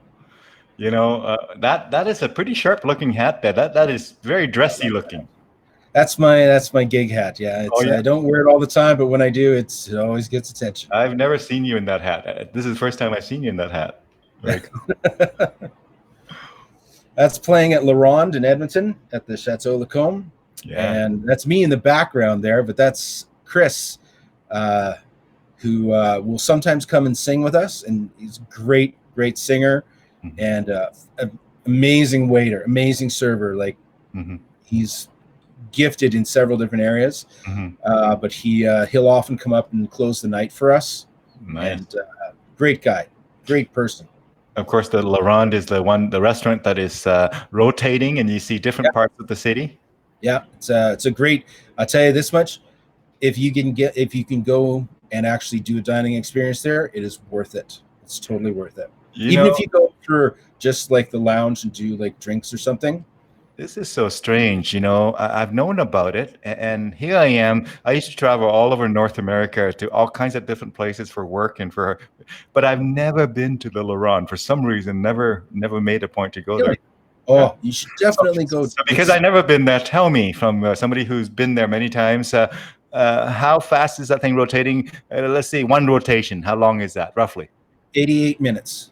88 minutes, just like 88 miles per hour on that. What is it? Back to the Future with Michael J. Fox. 88 miles per hour. Yeah, it'll do 88 minutes, and you'll do one lap around it. And the thing is like you won't even really notice it until you're like, hey, we're in a different part of the city. But that is awesome. And it can be a little bit confusing, especially to find the bathrooms. But once you know it, it makes sense. But until then, it's like, where do I go? Yeah. But, the staff are great at helping people find their places, and I really strongly look forward to being able to play there again. It's one of my favorite gigs. You know what? I'm gonna make a point to go there once COVID is safe and whatever have you. For some reason, you know how it is. You try all different things in other parts of the world and stuff in your own town, in your own backyard. You haven't even checked out yet. I'll tell you this much: the mushroom soup is to die for. The lamb is amazing. If you like lamb, it is amazing, and the prime rib is spectacular. Okay, mushroom lamb rib. I will go there for sure. Hopefully, I live long enough to make that happen. Sure. So this is it's a semi hollow. That's my vintage 335 that I'm playing there, and so the semi hollow, not just a semi hollow. It's the one. Well, here's the thing. It's actually made by the company called Vintage, which when I was looking at getting one, I tried the Gibsons, and I went, I don't want to pay this much money for a guitar like this. So, because I mean, when it's a classic one like that, the tuners are always awful. They go out of tune all the time, right? But that's part of what makes it the guitar. Yeah. And so I had looked at the Epiphone, And for the price difference, I thought this is good. I can maybe change some hardware and stuff, and I'll probably get a bit better. And then I tried. It's made by a company called Vintage. Are you familiar with them at all? No, but although it sounds very familiar, but So I mean, yeah, they're basically like, you know who Wilkerson is, right? yeah. They make guitar parts. Yeah, like For everybody. bridging, bridges. Yeah. And they also do necks and different things as well. Anyway, they had all these parts and put them together and made these guitars. And it's actually a vintage guitar. The brand name is Vintage. It's a vintage. Yeah, it's vintage, but it's a 335, and it plays phenomenal. It sounds great. I love it. I got to bring up my 335-ish guitar. It's been years since they're just in the basement, kind of, in the case. I got to bring it out and see how I enjoy that again. But very cool. This is Outside the Wall. They are from, I can't remember where in Saskatchewan, but they're from Saskatchewan. They're probably the best sounding Pink Floyd tribute act I've ever heard. Oh, really? Oh, they're so good. They're so good. You got enough members there. That's a big band, hey? Well, actually, so the guy on the left is in the band. The guy next to him is John. He's John Morris, the lighting guy from the casino. Yeah. And then I met there's John. another guy from the band. He was with you there. Yeah, I'm in the back, and then there's Bill beside me with the cowboy hat. Yeah. So, but the rest are all band members. Yeah. 3, 4, 5. So 5 members. 5, 6. 6. Yeah, 6. Cool. Now I want to sidetrack a little bit and tell us more about the work that you want to do more of. So let's just say you can navigate effectively through COVID in the way that you just imagined, and it just happened. You're able to do what you envision, even during COVID here. What does that look like? So if you could describe your work in the next few months or the next year, how does that play out? Well, ideally what I'd like to do is I'd like to work more teaching more, like doing private instruction, but I'd love to actually work. I especially would really like to work with the House of Music in the recording situation, particularly with people who want to actually get involved more with actually developing their music and doing like discovery style recording sessions, which is where you come in. This is my song, and here it is. How can we make it actually sound better? How can we make it sound good? And then work with them through different things like orchestral choices. Not orchestral as in like symphony or anything, but orchestral as in like, well, I think a mandolin would be good on this. I think perhaps maybe a djembe or like a cajon to provide rhythm would work for this. But doing like a discovery studio session to help those people develop their music. I mean, it's always great to work with stuff that's ready to go, but I really, really, really enjoy the discovery process, and I enjoy working with people in that production aspect of it, and that's ideally that's what I'd like to do. I think, as weird as it may sound, I think next spring I'm going to actually pursue doing my own window company, though, as a secondary thing, whether or not I'm actually doing it or whether my wife runs it or whatever. But we may actually look into that and probably servicing Southern Alberta. And because, to be honest, I really enjoyed the work. It was fun. Yeah. And it's never going to go out of style. No. Yeah. So the business, once you get into that, there's so much more. It's one thing to be kind of doing the work, and it's another thing to launch a company doing the work and grow it and sustain it. So there'll be plenty of activities and plenty of things to kind of develop there. Oh, for sure. Yeah. So wonderful. Thank you for sharing that. Now, I do have a few more photos that I would love to just hear from you on. Here you are in another venue, outdoor venue. Oh, that was my nephew Joel's wedding. Nice. In Crow's Nest Pass, and I was playing with Tynan and his wife there, and I can't remember the girl's name right now, but we were doing basically music for walk-in and during the wedding. I'm hoping that little thing over there is not your bass amp. It is my bass amp, actually. Okay, I know some bass amps that are very small but powerful. Do you remember the brand of that thing? Yeah, that's a Gensbenz. It's called a Gensbenz Shuttle. Okay, yeah. I have a couple of those at home, bigger, but yeah. That's actually a 300 watt amp. Yeah. I mean, some of the high end kind of equipment, they can make bass sound very good in very compact packaging, right? That amp really works great. I mean, it's especially great for like small things like that. Yeah. I have other stuff that I use for actually bigger shows, but and for like rock shows and pop stuff like that. But for the jazz gig, basically all I need to do is just bring the volume up so that we can all hear it. I mean, the rest of it's all going through the sound system. That's essentially just a stage monitor. Right. Now, do you, so all your bass, even the upright bass, have the plug-in right to the PA, I would presume? Oh, yeah. Yeah, okay. For sure. Cool. You don't ever mic it up, eh? I mean, plug in. Yeah. Oh, okay, cool. Yeah. When I'm recording, I'll always mic up the bass. You bet. Oh man, this photo could be right back in the 80s. It's not though. That's actually probably 2012, maybe 2013, something in there. Nice. And that is me with Ruth Blaze and Charlie Austin, and we were doing some jazz stuff at that time as Ruth Blaze and Friends. And I'm not sure if you know who Charlie Austin is or not. He is an unbelievably amazing pianist from Edmonton. He taught at MacEwan. He was one of Ruth and I went to MacEwan together. Charlie was one of our instructors. Phenomenal keyboard player. He literally wrote the book on jazz piano. Wow. And he actually has a couple of books out on jazz piano that you can get off of Amazon.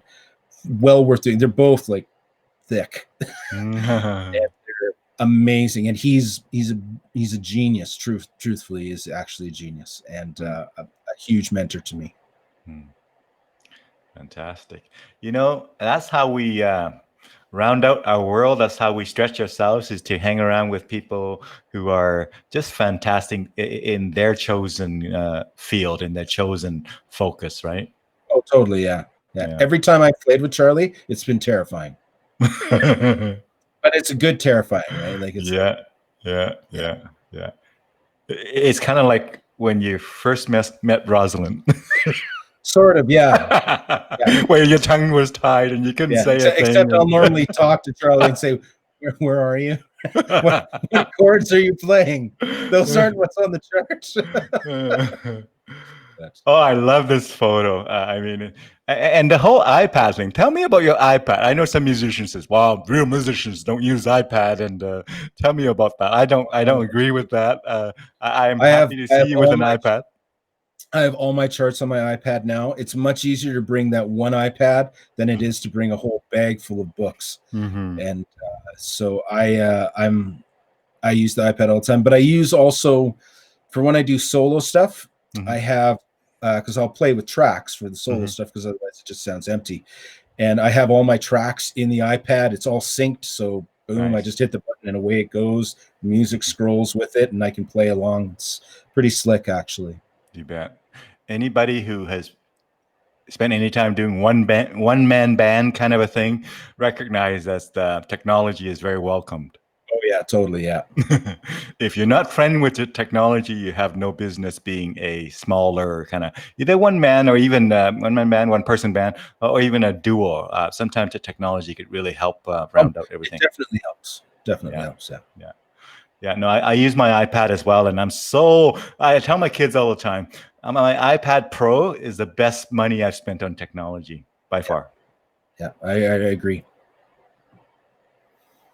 Another 80s shot, not from the 80s. It's like I can't remember what gig that was for. That was a corporate event. I remember that, but and I think I'm having a moment with one of the singers in the band at that point, to be honest. When you say a moment, that could be either way. Yeah, well, it's probably a positive moment. But no, that looks like a 6-string bass. No, it's a 5. That's my 5-string G&L. Yeah. It looks like a lot of strings just from this angle here. Yeah, very cool. So do you prefer this bass, or do you prefer a double bass kind of acoustic sounding, or? It depends on what's going on. Right, Totally depends on what's going on. Yeah. If it's a jazz thing, or if it's like a folk thing, or a like a rockabilly thing, then definitely I'll prefer the upright. Yeah. If it's like pop or rock or any like R&B or anything, then I'll definitely prefer electric. Yeah. It's funny because for me to ask that, because I would never ask a chef, which knife do you prefer? It's like, okay, it depends on what I'm doing. Exactly. Yeah. But we say that about musicians, right? We say that about instruments. I don't know why. I don't know why I say that. But I mean, there are preferences you have, right? But I mean, it does depend on what you're doing. Yeah. There we go. You shared a beautiful memory. And now here's a challenge for you. You told a beautiful stories that myself and Michelle and our viewers just love the story, the backstory and how you met and all of that. Because we're pausing on this photo here, tell us another story, my friend. Just any photo, any story that comes to mind that you feel like sharing in public. Yeah. In regards to Rosalind? Yeah. Since we're on the photo here. Do you have another story? Oh yeah, I got a great story. Make sure she's okay with it. Don't do anything that would jeopardize. We were going away for the weekend to Banff, and I was intending to propose to her, and she had said on the way out there, she was talking about. She says, "I picked up these little lights that would be great. I think they would be awesome at the wedding." Blah blah blah. And I'm thinking, why would you mention that now? You know what I'm going to do. Oh, okay, well, whatever. And then there's something else that happened on the drive out that made me go, she knows what I'm going to do. And then when we were checking in, she's going, I don't know why, but I just feel nervous. And I'm thinking, oh yeah, I know why. Because you know I'm going to propose to you. That's why. And I'm nervous. Like I can play in front of literally tens of thousands of people. I'm fine. I play in front of Rosalind. I'm shaking. I can barely function, right? Mm-hmm. So, and here's the thing: I have planned for her a little concert because I wanted to do a beautiful romantic thing and play a little concert for her. And at the end, I wrote a song, and in the song, I was asking her to marry me. Mm-hmm. And I get through the whole thing, and I play the song, and I finish. And she's just sitting there looking at me, and I'm like, oh my God, she's gonna make me do the whole thing. So I throw my guitar down, I grab the ring, I open the box, I go down on one knee, and I ask her to marry me, and she's like, oh my God. And then I said, well, and so I said it again, will you marry me? And she's like, oh my God. And I'm like, please answer. Answer. This is the third time I've asked you. Once in the song and twice on my knee. Please answer the question. And she finally said yes. Because when I played the song, she was thinking, this is what he's going to play when he asks me to marry me. Uh-huh. And yeah, it was. But she thought I was going to do it months or a year from now or whatever, right? Mm-hmm. So it's like, it was hilarious, but we laugh about it now. So she knew it was coming, but she didn't know it was coming so soon. No, she had no idea it was going to be that day. So there you go. There was a surprise element that you somehow factored in there. Oh yeah, that was a surprise. All right, I thought for sure she knew. Cool. Well, thank you for sharing that. It's another beautiful and wonderful story. And let me go on to the next photo. Here you are. Is this at the music House of Music?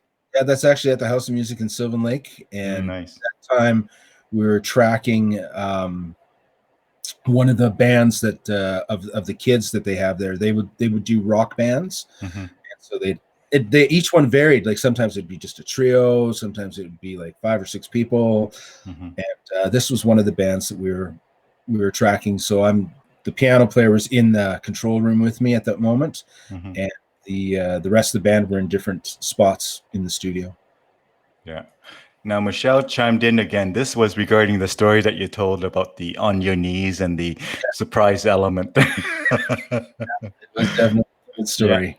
Yeah. Very cool. So, so happy to see that both of you had headphones on. Headphones are a good thing, aren't they? Oh, yeah. Of important. I just posted on Facebook. I think it was yesterday. I said, true story. When we put on our headphones, we're protecting other people's sound when it comes to Zoom meetings and interviews and things like that. Because I mean, I can't see yours right now, but I believe you have headphones on, right? Right now, yeah. Oh yeah, I've got. Yeah, see, there you go. He's a pro. Even though he wanted to look cool without it, he's committed to wearing headphones because he knows that headphones, when he puts on his headphones, he's actually protecting my sound. And I have mine on as well. And when I put mine on, I'm protecting your sound. Tell our viewers how that works, because a lot of people don't think that way. They say, look, my sound, it seems okay. Why do I need headphones? Well, what happens is we have the microphone. I'll start with where you're at. You have a microphone there, and you have an audio reproduction aspect of it. In the case of you have headphones. Mm-hmm. I have a microphone here, and I have the reproduction, in the case, headphones. Mm-hmm. So in that aspect, what happens is the sound will get picked up, for example, for you, by your headphone, by your microphone. It comes into your mic, comes to me, comes out through my system, and then I know it doesn't seem like it, but there is a very, very, very slight delay between when you speak and when I hear it. Then it comes back through. If I had just speakers in the room, it would come through the speakers, come back into my microphone, and then come back to you. Mm-hmm. And there would be a delay in all of that, but the delay would be amplified because coming from me to you, there's also a delay. Mm-hmm. And then when it came back to you, if you didn't have headphones on and just speakers, it would again come through your speakers and come back through your head, through the microphone, and there'd be even more delay. So what you end up with is this awful thing that nobody can really understand. Mm-hmm. So let me demonstrate, folks. I'm just going to fake it, okay? We have our headphones on. You have them on. I have them on. So we don't have that problem. But let me demonstrate. I don't believe in headphones because they make you look bad. That's how exactly what it would sound like. I'm not a good actor, so acting is not one of my things. But you got to try things. You never know. This COVID thing, I might end up trying out acting. But so that's how it sounds. Like the sound is just all 40 versions of me rather than one. I love myself, but 40 versions is just too many. One Dune is awesome. One Dune is plenty. Many of them? Yeah. Awesome. One time I told my employer, I said, if you hire another Dune, I quit. Thankfully, they did not. Yeah. Well, fortunately, that's it's not a very common name here. So yeah. Even if they were to hire a Mr. Buggy, I would quit too, but they didn't. So we're good. Oh, that's awesome. So let me see. I think that might be the last photo we have on the file here. So I believe we spun through the photos. Yes. So let me ask you a different question then, Shane. As we round the corner on wrapping this up, was there an area that you want to talk about that we haven't gotten to yet, my friend? I have time. You have a bit of time flexibility. Let's talk about whatever else you might want to chat about. Well, actually, I think you covered over a whole bunch of stuff, like a lot of stuff. I was walking into this not quite certain of what you were going to talk about, and I actually, I don't know. You've covered an immense amount of things. Probably the only thing I really wanted to share was the strategic relationships that I have right now, which I shared right in the beginning. And could you repeat that for us again? Yeah, for sure. So I've got. In Calgary, I've been teaching with Grace Notes Music Academy. Can you spell that for me? I'm going to put it on the screen here. So Grace Notes is one word, Grace Notes. Yeah. And then Music Academy. Yeah. And now, as a profession trainer, I should be able to spell academy. Yeah, you got it. Yeah, that's right. And then I also have a strategic relationship with like the letter A, Pret, Prette, guitars and strings. We just try and help each other out. And then I have the House of Music out of Sylvan Lake that I've been doing. Did I get this one right, spelling wise? Yeah, I believe so. Yeah. and then House of, is it House of Music or The House of Music? The House of Music. Wow, we can't miss the the. So let me put the the. I think it's The House of Music. Wow, you made it more special by adding the word the, like the House of Music, right? The House of Music, not just a House of Music, but cool. Sorry to interrupt. All good. All good. Yeah. And so, again, the idea is, I mean, COVID has been rough on all of us, but those who, like you, work full-time in the really live events industry, in the live music performances, and all of that are hit particularly hard. And I'm glad you were able to find some other work in the windows cleaning and whatnot, and quite enjoyed that work. And sounds like it might be a future business opportunity for you as well. So, which is, I want to underscore, in times of challenge, sometimes as we sort of maybe embrace something that we never thought we would, all of a sudden we realize that's a new opportunity, a new kind of thing. Yeah. Sounds like you have one of those stories there with that. Yeah, it definitely, the window cleaning thing, I think just strictly because, I don't think live events are going to actually fully come back for a while. And I think it's definitely worth looking into. So I'm going to do some more investigating into it and see how it goes from there. Yeah, but I can't stress enough the idea that you mentioned as well, that you're quite passionate about teaching. Now, you and I talked about this one time.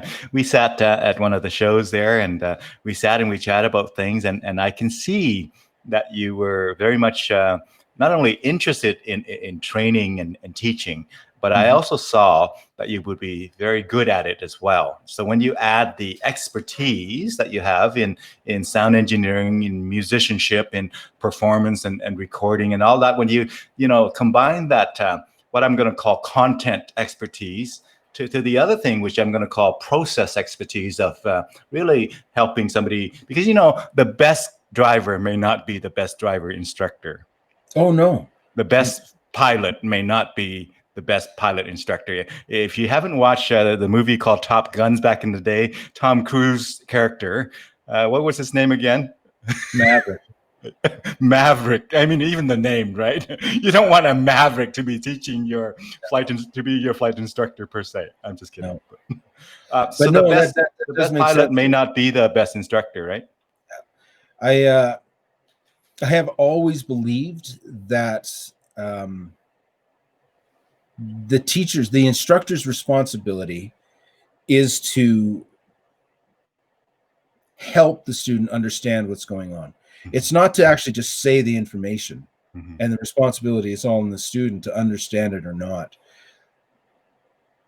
One of the most important things that we can do as somebody who's conveying information is to actually do our best to make sure that everybody that's listening to it gets to hear it. So if that's one person, then you're one-on-one with that person. You can kind of read what's going on, and you can help develop and flow into the flow of what makes sense for them. But if you have a group, you have to be able to convey that information. And sometimes for some people that's visuals, for some people that's experiential, for some people that's audible. Sometimes it's a variety of combination. For some people it's tactile. They actually have to do it in order to learn it. And so when I taught at college, that's what we did. It was never one style. You present the information, you'd show the information, and then they would experience doing it. And that way, hopefully you got most of everybody. And the ones that you didn't, you would spend that time with to help them get better at it, right? Yeah. So, but I think that that's a very important method of teaching. I mean, I've had a lot of teachers in my life. I've had some that were amazing.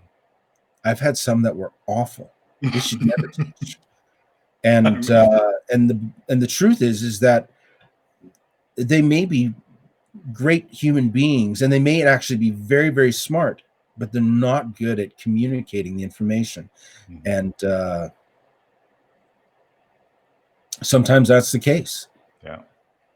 So there you go. Teaching is not for everybody, and teaching does require some specialized skills and specialized processes and things like that.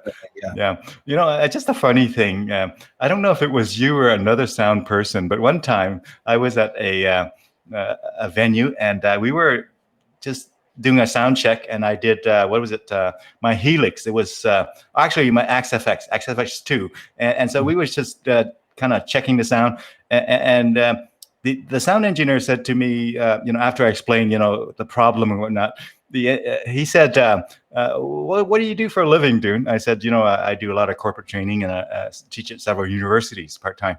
And he said, I can tell.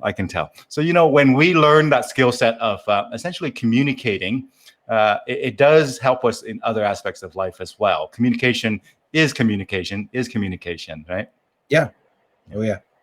That also means there are some people who maybe have never taught a day in their life, but they're just so gifted at communication that that if they were wanting to teach, that they would be pretty good at it.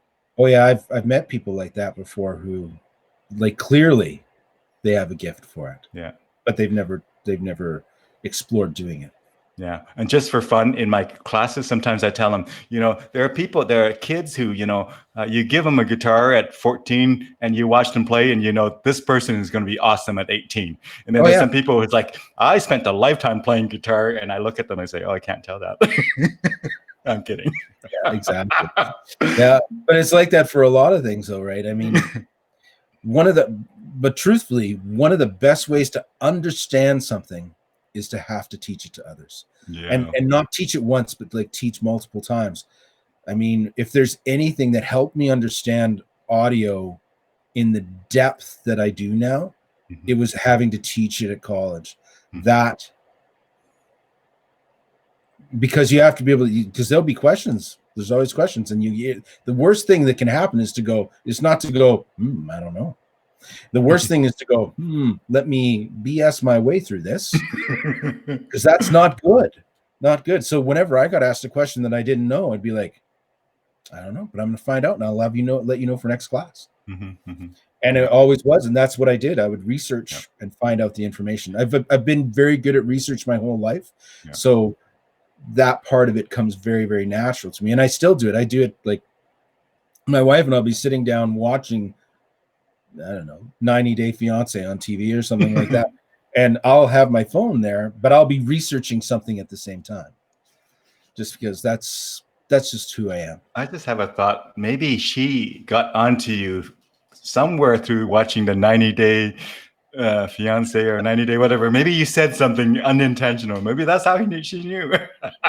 Oh, well, that one didn't exist then, but maybe, you never know. I'm kidding. But what I'm going to say is that when people ask me what I do for a living, right? Sometimes I jokingly tell them I learn for a living.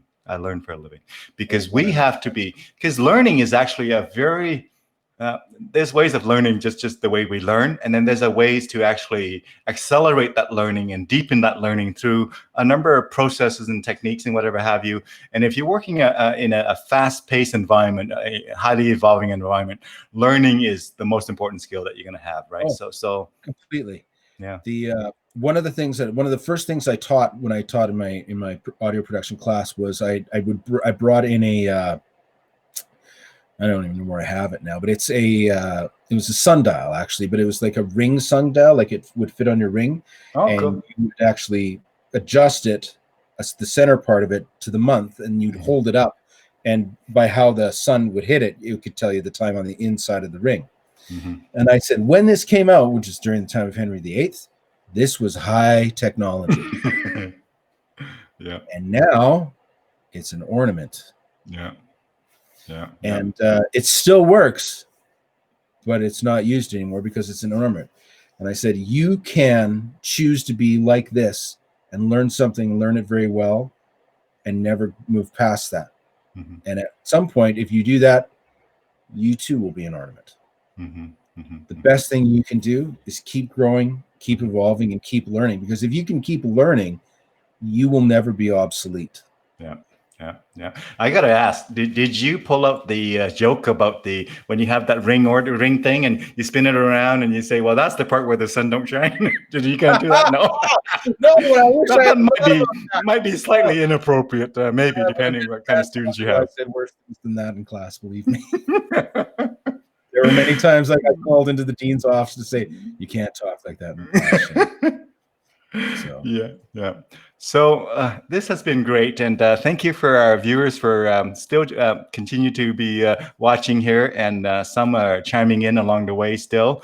I'm going to ask you maybe two questions, and we're going to wrap it up, and I'll let you wrap it up, actually. So the first question is, if there were three words or three sentences or three sentiments that you want the viewers to kind of remember this conversation by, what would that be, Shane?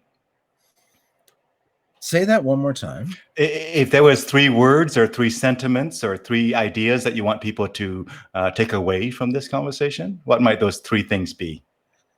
Your words of wisdom, your pearls of wisdom, and there's only three because they're expensive. They can't afford four. Three is all they're going to get. Three would be always keep learning. Probably be the big one.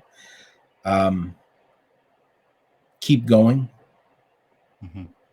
And don't sell yourself short in what you do.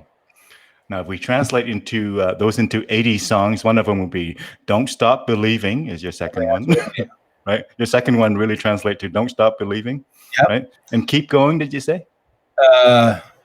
Keep going would be. Keep going would be. What would be an 80 song? Never Gonna Stop Us Now by Starship. There you go. Nothing's gonna stop us now. What would be the learning? Keep learning. The first one. What would that be in the 80s song? Oh, I don't know. All I've got is the police wrapped around your finger in my head. Okay. Things they would not teach me of in college. You know that Synchronicity album? When I was learning English, somehow that album stuck in my head because it's one of the first albums I bought. And I remember that phrase that says, "I have come here seeking knowledge," right? Things they would not teach me of in college. So that could be a learning thing. Oh, definitely, yeah. Now, Michelle chimed in here. She said, "As always, Dune, this was an awesome conversation. Thanks for coming out, Shane, and glad I could attend live today. It was fun. Have a great day, guys, and I'll get to others when I can." So again, Michelle is a regular viewer, and she enjoys these conversations, and today is no exception. That was great to hear from her. You bet. Fantastic. So I'm going to have you take us home, my friend. Take us home in a long fashion, in a short fashion. It could be an abrupt end to a song. You could sing for us. You can play bass, maybe with your, I don't know, without a double bass nearby. But take us out however you like to. And when we're done, hang around in the green room for another minute, and I'll just give you a high five in there. But before you take us out, I just want to thank our viewers who tune in live today. And for those who also commented along the way as well, that's wonderful. Feel free to comment in the recorded version of the video as well, and I'll make sure that Shane sees it and able to answer any questions you might have when he can. And so again, folks, till we meet again, take good care of yourself, take good care of one another, and you have been listening to Mr. Shane Painter. See? Shane Painter. You've been listening to Mr. Shane Painter, and it's a difficult world out there, but we're going to make it through. We're going to make it through, and let's do it together, folks.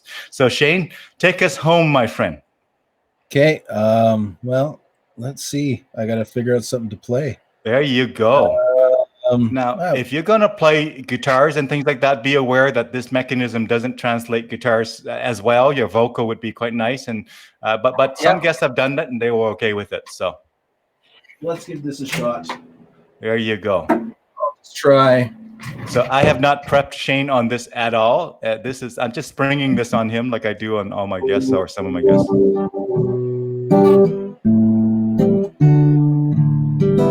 Well, it helps if I actually play the right chords. Let me try that again.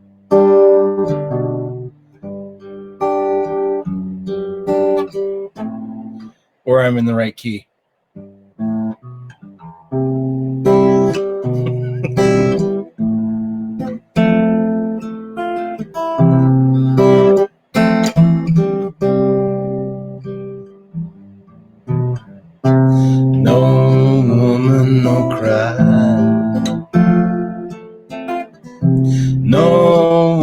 woman, no cry. No woman, no cry. No woman, no cry. Said I remember when we used to sit in the government yard in Trenchtown, observing the hypocrites as they would mingle with good people.